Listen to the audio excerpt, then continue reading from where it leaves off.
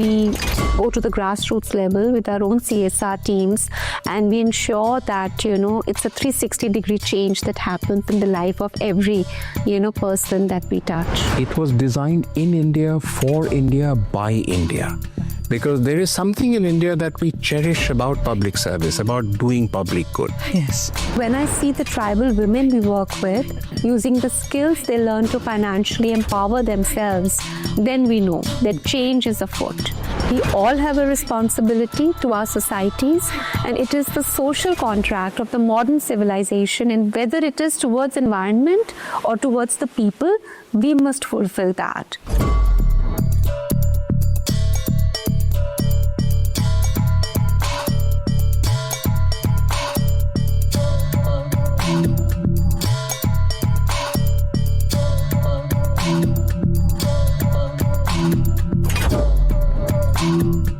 Thank you for joining us on the Steel of India podcast. We're back. And I say we're back because this is season 2. I'm your host, Sheetal. And on season 2, we're once again going to open the doors to lots of conversations, all of them having one thing in common. They're all anchored in steel. We're going to talk about the social change that the industry has been driving, especially an organization like Jindal Steel. We're also going to talk about the transformation in the industry that's being led by technology, by the talent and skilling needs of the sector, and indeed its commitment to sustainability. Now, in this very first episode of Season 2 of Steel of India, the podcast, we're going to discuss what it means to be caring beyond bounds. It's a very powerful phrase. We're going to unpack what it means to lead with purpose and also deliver social change at scale. Very important in a country like ours. So let me tell you who's going to be leading the conversation. We've got with us Mrs. Shallu Jindal. She is a leader whose impact, no pun intended, spans several different domains. She's, of course, here in her capacity today as chairperson of the Jindal Foundation. But she's a lot more than that. Many hats is what she wears. She's also the Chancellor of the O.P. Jindal University, Raigad. She's also formerly the Chairperson of National Bal Bhavan. She's also the Vice President of the Flag Foundation of India and a dancer par excellence in Kuchipudi. What a lovely art form that is. Meaningful legacy. That is what she really stands for, and it is under her leadership that the foundation, the Jindal Foundation, has seen several different accolades come its way. And she herself most recently was honored with the 2025 EdelGive Hurun Impact Philanthropist of the Year award. So we are lucky to have her on our side for this very first conversation. We want to be looking at the broader picture. We want to look at CSR from a wider lens. We want to ask questions like, why was it built? Or what did it aim to do? And we decided, then we need a very, very key voice, a voice that was instrumental in shaping India's CSR thinking, all that we understand about social impact in this country today. And so we said, who can that voice belong to? The answer to that is Dr. Bhaskar Chatterjee. He's a former IAS officer, and he's certainly someone who's been instrumental in shaping corporate and, I would say, India's CSR framework. So thank you so much, Dr. Chatterjee, for joining us today, and Shalluji for agreeing to get together on this podcast, the kickoff of season 2, I should say, and help us understand what caring beyond bounds really means. Great to have you here. Thank you. Yeah. And, Shalluji, I have to start with you. I refer to that whole numbers wala game. You're talking about spend, you're talking about budget, Excel sheet, and this and that. And that's usually the context people use to refer to CSR. But then that's not the full story, right? The story of CSR is something else altogether. Do tell us. So the idea of CSR was completely about helping the people, and that gets lost in the mandatory requirements. Corporate social responsibility, let's leave the corporate word out. We all have a responsibility to our societies, and it is the social contract of the modern civilization, and whether it is towards environment or towards the people, we must fulfill that. Companies often may feel an obligation of giving a percentage of their profit, but I think it's more than obligation. It is a responsibility that we have to our societies. Right. And when you talk about responsibility to our societies, Shalluji, impact becomes very important. You know, we feel responsible for society, we do something, and then we need to measure impact. So when you walk into a community that is being served by Jindal Foundation, what makes you go say, that there is real change happening? What makes you say that? So when I see the tribal women we work with using the skills they learn to financially empower themselves, then we know that change is afoot. When I see more than 10,000 young lives ready to take up the challenges of everyday life through education and skill development, then I know that things are slowly but steadily changing. I would like to mention that among the various activities that we do, sports with the tribal children is a major initiative. Sports, just like music and art, has the power to bring us together, build community, and remind us of our common humanity. Well, I want to come to you, Dr. Chatterjee, and this is where we bring out our, wide-angle lens, because it's very important, especially for people who are considering careers in CSR, to understand the history of the CSR framework. And India, as we know, has institutionalized social impact by setting up a CSR framework. Why did the country choose to go down that path, and what was it hoping to achieve? If you go back to the initial years when we were actually trying to think of a framework for CSR, in India, we actually brought it into the public sector first. And my concept when I was secretary in the Public Sector Enterprises Department was to try and see whether all of the public sector first came into the CSR space before we took it to the private sector. Right. Now, in the public sector, we first brought the CSR guidelines in 2010, 4 years before the private sector. Right. And the idea there was to give companies an opportunity, because most of public sector works in the really remote areas, whether it's SAIL, whether it's NTPC, whether it's any one of the big Maharatnas or Navaratnas. So what is the obligation that public sector owes to the communities, many of whom they've actually displaced, where factories have come up, so many tribal communities affected by what they do. So is there an obligation for them towards those communities, to those societies? Right. So the origin of that CSR concept was this, that in discharging those obligations, what should we do? You spoke also about numbers, and in some ways, numbers are important. Right.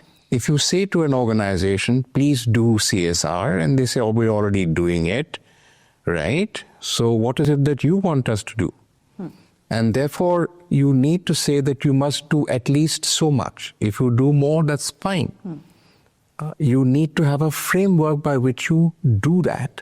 You need to report on what you are doing. You can't say that I'm doing a lot of good, but I feel shy about reporting it. Unless it's out in the public domain, unless it is subject to public scrutiny, unless there is somebody looking at what you are saying, right? Then only it becomes meaningful and credible. Right. And that, in a sense, was the idea of bringing CSR in. Fantastic. And today it's integral to, it's a conversation that's being had at the level of boards, and who would have thought that that's the journey that we will take. But to come back to you, Shalluji, you gave us a story of the tribal woman, and when you look at her and you see agency, right, that's a very powerful word. Access, that's another one. We are trying to break down barriers to access. But above all this, I think more important is the dignity with which people are given the kind of support that you talk about. How does a foundation weave in dignity into all that it does? So, we all know that everyone deserves equal access, but how does one give dignity and agency to those who are on the margins of our society? Right. At Jindal Foundation, the approach is not just about providing opportunities, but creating an environment that allows them to live with respect and thereby contribute to a just and equitable society. Right. Yeah.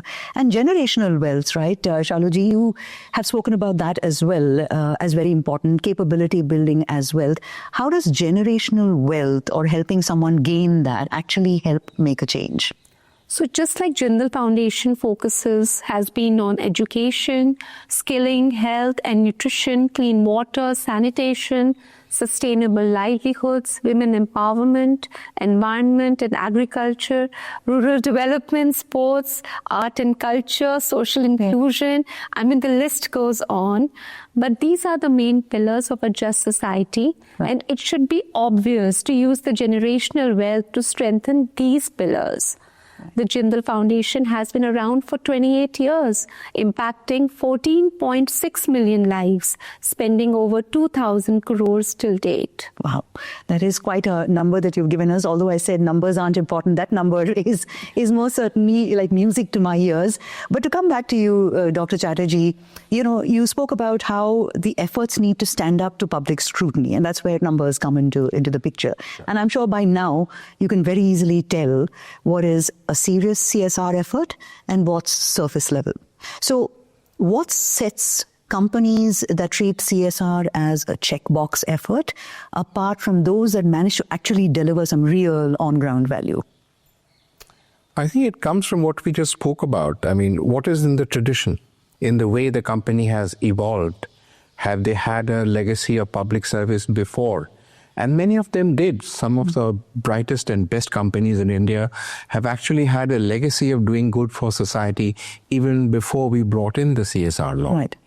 The law itself, when we finally brought it into the private sector as well from 2014, was something very particular to India. It was designed in India, for India, by India. Because there is something in India that we cherish about public service, about doing public good. Yes. The idea of bringing CSR as legislation was to get the private sector to use its resources and plug into the trajectory of inclusive development for the nation. Right. You could say that to benefit the poor or the marginalized or the helpless is the obligation of government. Madam Shallu Jindal and her husband and Jindal Steel can say, we are into profits because that's what we are here for. We pay taxes, which is the legitimate way to do it. The government takes those taxes. It is for government to look after the poor. Why are you straddling us with this burden? The answer here is not that at all.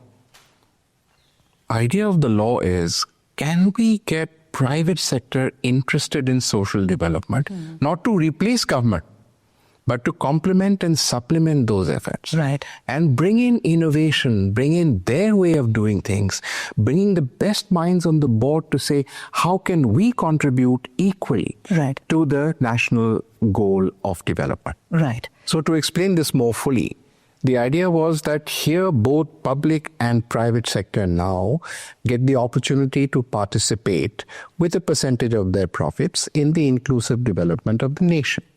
But coming back to your original question, what sets apart those who spend with passion, with real intent, and the drive that makes CSRs a real difference on the ground against those who see it more as a chore or as a responsibility to report?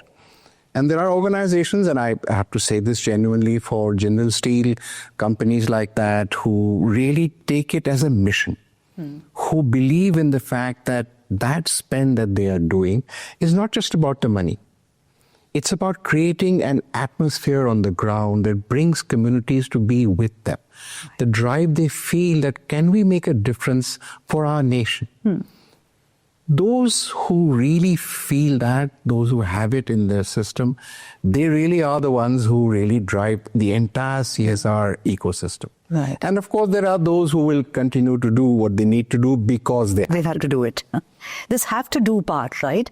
Just for the record, because we might have some young people who are part of the workforce who are tuned in for their benefit. What is the number, that specified number that you need to commit to if you're a private or public enterprise? So this is 2% of the average of your last 3 years' profits.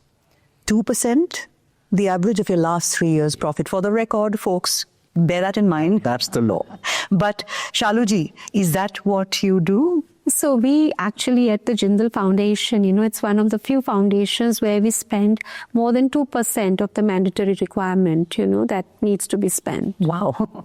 So there you go. You're talking about passionate organizations, the kind that are driving bulk of the CSR value, I would imagine, social impact for the nation today. Like this who actually don't remember what the 2% is. Yeah. They know that it is reported somewhere, but because they are doing it, why would they suddenly stop? Yeah. They're driven by the fact that they need to make that difference. So they often go to 2.1, 2.2, 2.3. Lovely. And they're not there to say I've reached 1.199 and now I must stop because I've reached 2. Yeah. It's something that they're doing on an ongoing basis. Yeah. It's heartening, inspiring to hear that and to hear of the work, Shallu that you're doing at the foundation. But I'm sure, a lot of times the intent is there. And the intent looks very active on paper. It's even throbbing with the promise of better tomorrow and everything. But on ground, the outcomes, that's a different story altogether. So I'm sure in your experience, Dr. Chatterjee, you've seen a disconnect sometimes inadvertently happen between intent and real impact. What would some of these be? Well, obviously what happens is sometimes you start with good intent, you start with a project, you don't monitor it well enough, you don't document it well enough. The implementing agency or the NGO, which is actually doing the work in the field, because here the way CSR is actually fashioned in the law, right, is that the corporate funds it, it monitors it, and it also assesses at the end the impact that's been left by it. Right. But they are not the ones who are actually working in the communities. Right. They're the implementing agency or the NGO, social organization, is actually doing the work. Mm-hmm. So unless you supervise them well, you track milestone-wise, you monitor the entire project, things can go pretty awry on the field pretty quickly. Right. If you're not involving communities well enough, if they don't feel interested in the CSR work that you are doing, then disconnect happens. And because we're all individuals, disconnects will happen. They may happen less frequently, but to say that they won't happen is, of course, a pipe dream. Right. So that's where these disconnects do occur. And when they do, it is for the organization and the implementing agency to sit together and say, all right, this is where we sort of missed the milestones or didn't do it well enough. Let's see how we can now put it together again. Yeah. So it's not really about visibility or optics. It's about long-term thinking, strategizing, digging your heels in. But right? it is also about visibility and optics. See. For corporates, let's be fair. Yeah. At the end of the day, when you do CSR, there is something about also speaking about it, using it as brand value. It has to add to the business's brand value as well. Right. The company must feel invested in what they are doing, both financially, in terms of energy, in terms of passion. But end of the day, it's important for the company also to say in the public domain that this is what I have done. Right. And what's wrong with that? Yeah, absolutely. And now that you've said it in that particular way, it makes perfect sense to me. Yeah, I wanted to add something to what he just said, that, at the Jindal Foundation, we usually don't work through NGOs.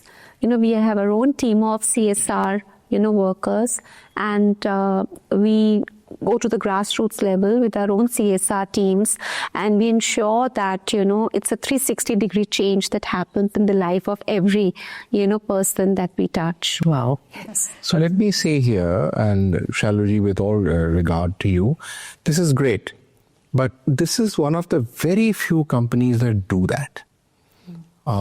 Mostly because it involves a lot of investment in manpower to have a whole army of people in CSR actually doing work for the company at the grassroots level. Almost 90% of the CSR landscape is driven by NGOs and civil society organizations who work on the ground. Right. But the law allows you to do it yourself also. And because they have taken it so seriously, they feel propelled or motivated enough to do it through their own teams. So, Shallu has just spoken about empowering or driving some of this transformative change with in-house teams, as I want to call it right now. And of course, there's room for partnerships, as you rightly pointed out as well. But I want to come to that question about young professionals who are looking at CSR as a career. A few years ago, you would have told me this and I'd say, really? I mean, are there people who really want a career in CSR? Or isn't it just one of those, side functions? You can't be blamed for thinking like that. But somehow, something tells me that on X nowadays you have this whole dooms predictions happening saying AI is going to change everything in 6 months. The jobs that you knew will not exist. Somehow something tells me that CSR's time in the sun is here. I don't know. Thank you. No, thank you for saying that. What can I say? When you create a field, as I did in that period 2010 to 14, one of the first things you realize is you have created this field. Where are the professionals? Like if you are the head of HR in a company and you want to recruit a finance professional, what are you going to say? Right. Chartered accountant, MBA finance. You want somebody, let's say, in HR itself. You look for an MBA in HR. But if you're looking for a CSR person, now that it has become mandatory, as head of HR, where would you look? There are no professionals. Right. So in the Indian Institute of Corporate Affairs, when I was its Director General, right from 2011, I created the first certified professional course for CSR professionals. And the first batch came out, ma'am, in 2016. Right. And that's how now there are so many more certified CSR professional courses. But the one and the original and the government certified is still from there. Yeah. And that is why I'm happy to inform you that that batch has now come to one below board. Because CSR was a new field, people wanted lots of CSR professionals. So these people had first mover advantage. And they grew in their companies where they were recruited to this level. Right. That's why the need for professionals is so much today. Right. Let me also give you just a couple of numbers to illustrate this. When we began in 2014, the total national spend was around 8,000 to 9,000 crores. Today it is 36,000 crores each year. By 2035, it will have passed 100,000 crores. So when we are there, that's the kind of exponential growth that CSR has had. Right. And the need for professionals today is really now growing at the same level. Right. Which is why when you find AI displacing so many software professionals, there's so much space here for them to come. Absolutely. Maybe not all of it. Not all of them. But a very attractive career awaits them here. Yeah. And, also I feel that the AI can never replace the human touch. So, the feeling of empathy and, the way when you, go and work, at the grassroots level with the tribal, people, that what we do in the Jindal Foundation, because all our industries are in the tribal regions. So, most communities that we work with are belonging to the tribal hinterland. So, that it has to have a human touch. You can't work with artificial. Can you imagine her workers or the implementing agency work being replaced by AI robots? It's not going to work. That's it. She's laughing. So she's right, because this is exactly the spirit, the soul of CSR is that humanity and the humane part of the individual. Yeah.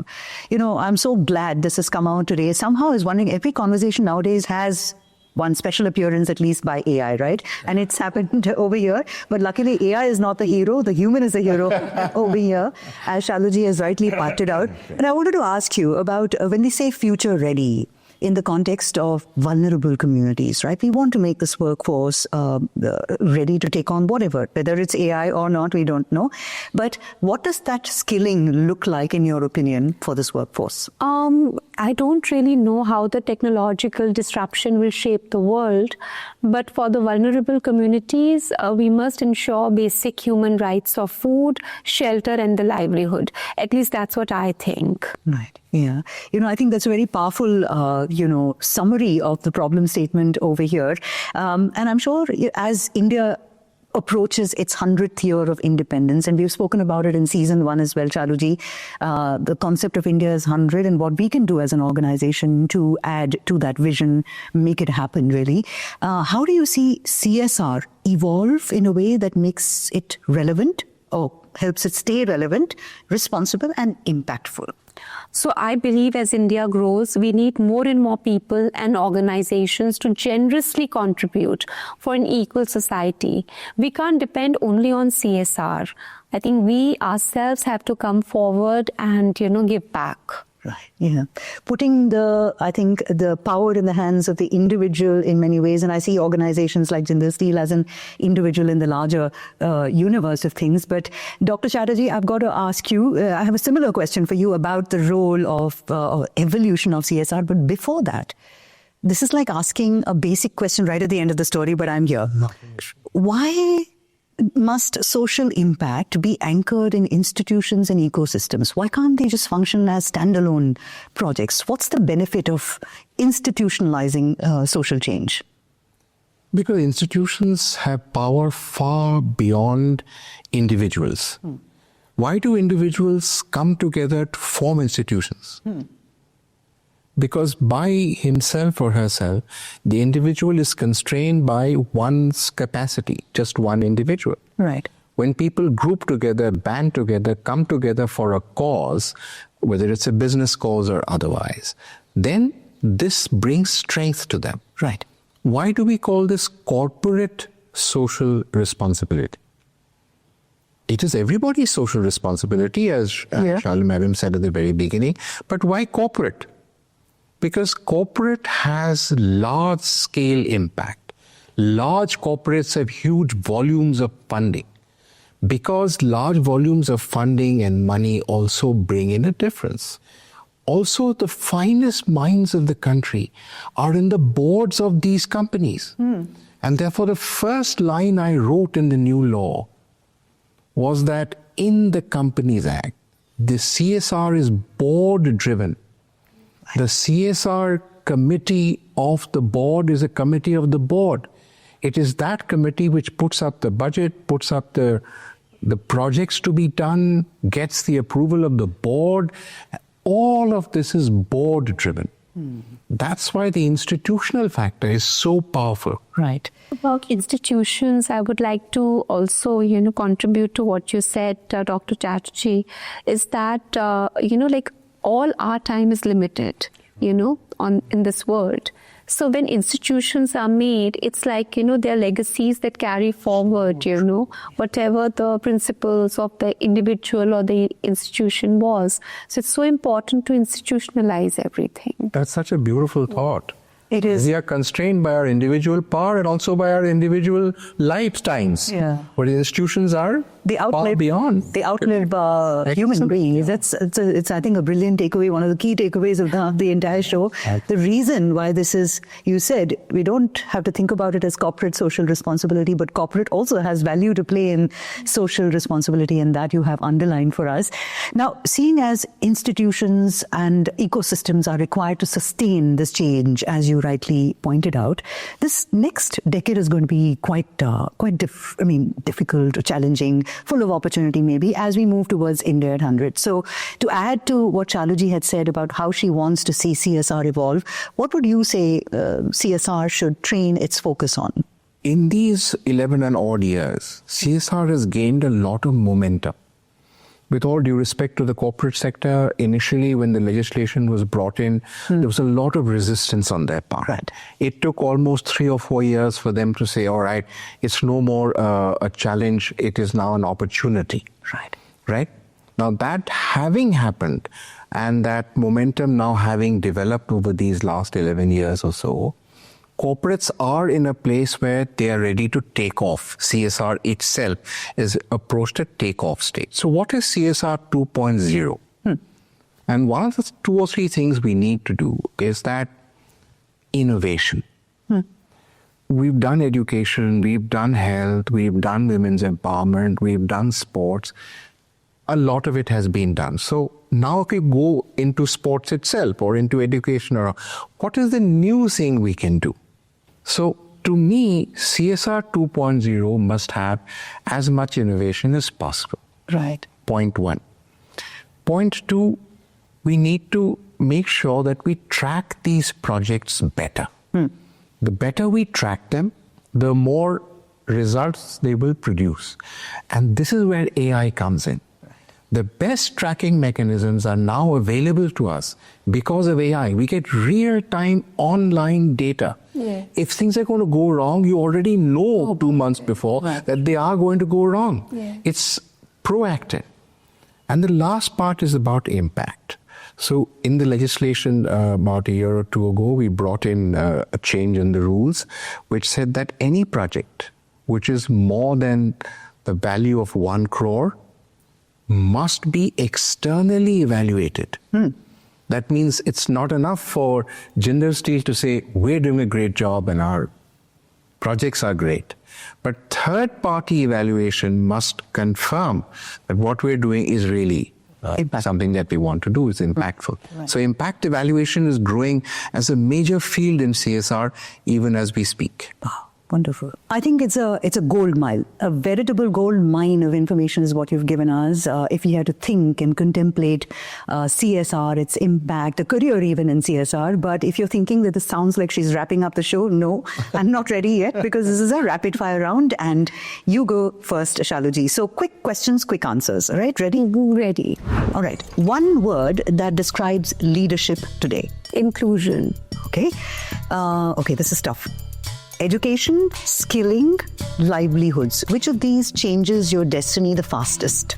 I think at Jindal Foundation, we believe it's education. Education. Yes. Okay. Purpose.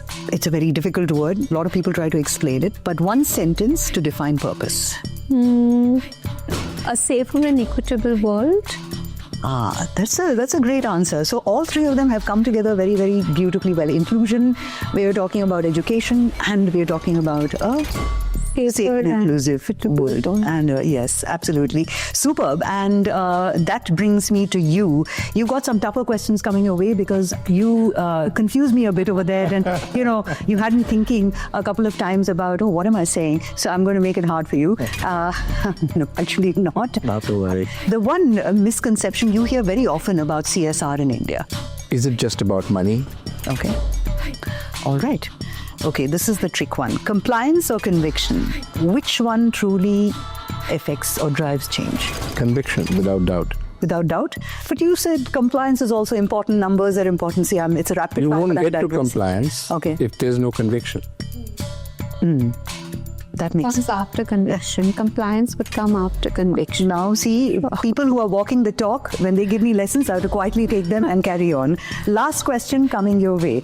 If CSR gets everything right for the next 20 years, what does that India of 20 years from now really look like? Closer to a developed society, as the Prime Minister's vision about Viksit Bharat is.